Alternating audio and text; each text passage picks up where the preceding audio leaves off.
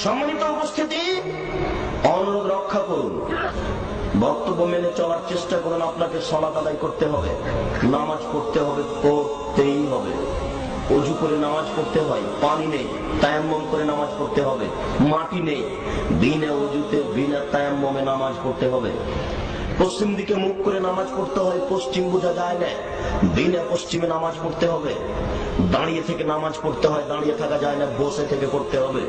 বসে থাকা যায় না, শুয়ে থেকে নামাজ পড়তে হবে। পরিষ্কার কাপড় পরে নামাজ পড়তে হয়, পরিষ্কার কাপড় নেই। যেই প্যান্টে যেই লুঙ্গিতে পেশাব লেগে আছে, পায়খানা লেগে আছে, এই কাপড় পরেই নামাজ পড়তে হবে। কারণবশত কোনো কাপড়ই নেই, উলঙ্গ অবস্থাতেই তাকে নামাজ পড়তে হবে, পড়তেই হবে। নামাজই একটা ইবাদত যার মাপ নেই, যার বিকল্প কোনো পথঘাট নেই। হজের বদল চলে, নামাজের বদল চলে না। হজের কিভাবে বদল চলে? আমি অসুস্থ, আপনাকে টাকা দিলাম, আপনি হজ করলেন, হজ আমার হয়ে গেল। হজের বদল চলে, নামাজের বদল চলে না।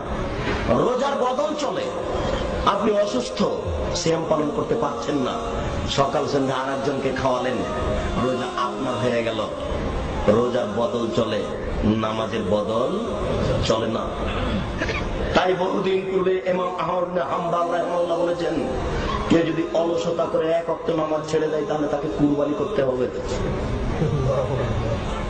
বহুদিন পূর্বে ইমাম আবু হানিফা রাহিমাহুল্লাহ বলেছেন, অলসতা করে কেউ যদি এক ওয়াক্ত নামাজ ছেড়ে দেয় তাহলে তাকে জেলখানায় বন্দী করতে হবে, বাইরে থাকার সে সুযোগ রাখে না।